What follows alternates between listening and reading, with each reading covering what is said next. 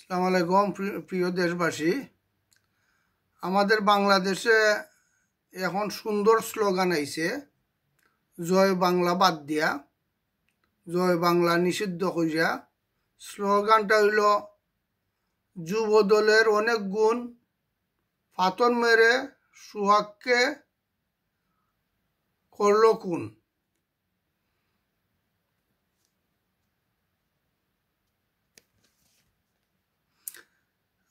চান্দা আনলে পুরস্কার, ধরা পড়লে বহিষ্কার। চাঁদা তুলে ফলটনে, বাঘ যায় লন্ডনে।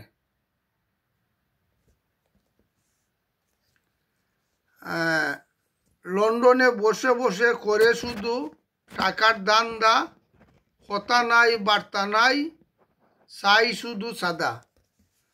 এই যে নতুন নতুন স্লোগান এই বাংলাদেশে চলছে, এতে কি বাংলাদেশের ভাবমূর্তি উজ্জ্বল হইতেছে না খারাপ হইতেছে? আপনারাই দেখেন। এই দলগুলা কিন্তু এই তারেক যে একটা সময় বঙ্গবন্ধুকে খুবই অপমান করেছে, উনি বলতো বঙ্গবন্ধু কি মানুষ না শয়তান, এই ধরনের উক্তি করেছে। এই তারেক জিয়া বলেছে বঙ্গবন্ধু পাকিস্তান থেকে লন্ডন হইয়া বাংলাদেশ যে আইসলা, পাসপোর্টটা কোন ধরনের পাসপোর্ট ছিল? পাকিস্তানি পাসপোর্ট ছিল। এই ধরনের অপব্যাখ্যা অনেক তারেক জিয়া দিয়েছে।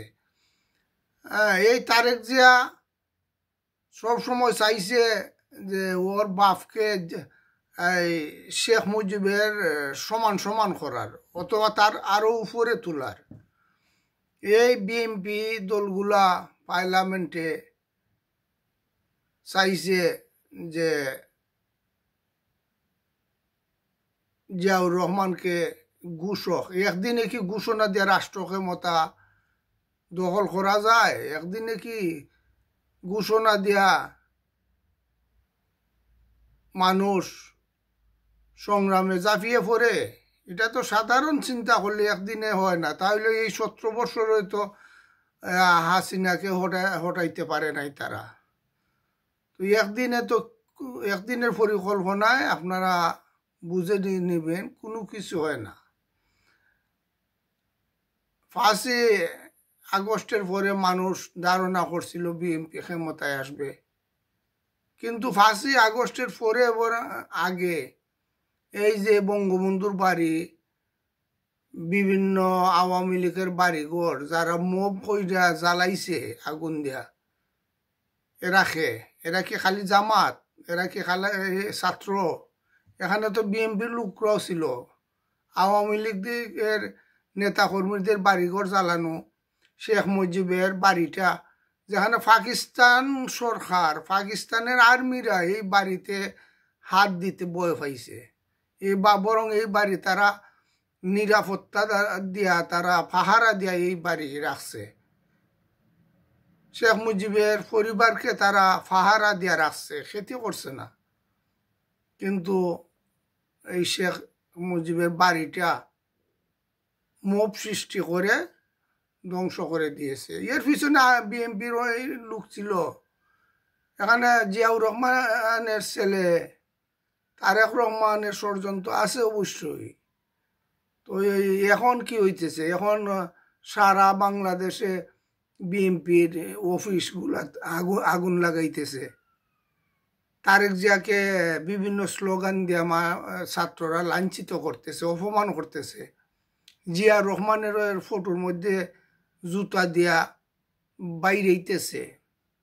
আমরা কি দেশের মানুষ এটা আশা করছিলাম এই সম্মানিত ব্যক্তিদেরকে এই দেশের মানুষ লাঞ্ছিত করো, অপমান করো?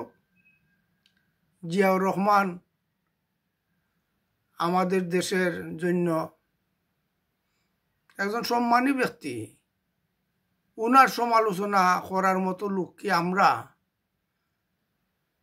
আমাদের দেশের নেতৃবৃন্দ শেখ মুজিবের সমালোচনা করে। ওই নেতৃবৃন্দ তখন হয়েছিল শেখ মুজিবের সমালোচনা করার মতো লোক বাংলাদেশে কি আছে? এরা কেনে করবে শেখ মুজিবের সমালোচনা? আর আমাদের মতো সাধারণ মানুষ আমরা জিয়াউর রহমানের সমালোচনা করব? এখন এই যেভাবে তারেক জিয়া শেখ মুজিবকে অপমান করেছে বিভিন্নভাবে বিভিন্ন বক্তৃতায়, তেমনি উনার পিতাকে আজকে এই ছাত্ররা অপমান করতেছে। এই জন্য আমাদের বুঝতে হবে, আপনি যখন যাকে সম্মান দিবেন আপনাকেও অন্যরা সম্মান দিবে। তো সব কিছু চিন্তা করে করতে হয়, আর সব কিছুর যে সমালোচনা ব্যাখ্যা আলোচনা করা লাগবে, যেটা যার মাথার দরকার নাই মাতে, এগুলো মুঠেই একটা মানুষের জন্য ঠিক নাই, দেশের জন্য ঠিক নাই, জাতির জন্য ঠিক নাই। আগামীতে আমাদের দেশটা কোথায় যাইতেছে একমাত্র আল্লাহ ছাড়া কেউ কইতে পারবে না। যদি দায়িত্বশীল মানুষগুলো এই দায়িত্বে না আসে, আমাদের দেশটা কিন্তু একটা সময় স্বাধীনতা হারাইয়া ফেলতে পারে। আসুন আমরা এই দেশের জন্য দোয়া করি এবং এই দেশটা যেন আবার এই আওয়ামী লীগ, বিএনপি সকল দল তারা দায়িত্ব নিয়ে একসঙ্গে কাজ করে। যদি আওয়ামী লীগকে বাদ দিয়া নির্বাচন করে তাহলে এই দেশ কিন্তু আরো ধ্বংসের দিকে যাইবে। আমি মনে করি সব দল মিলে আওয়ামী লীগের নিষেধাজ্ঞা প্রত্যাহার করা হোক, যারা দোষী তাদের বিচার করা হোক, এবং বাংলাদেশে যত দল আছে সবাই মিলে একটা নির্বাচনের দিকে যাক এবং এই দেশের মানুষকে বাঁচাক, দেশের মানুষের নিরাপত্তা দেখ। আওয়ামী লীগকে নির্বাচনের বাইরে রাখলে এই দেশে শান্তি ফিরে আসবে না। তাই দেশের মানুষ চায় শান্তি। আসসালামু আলাইকুম।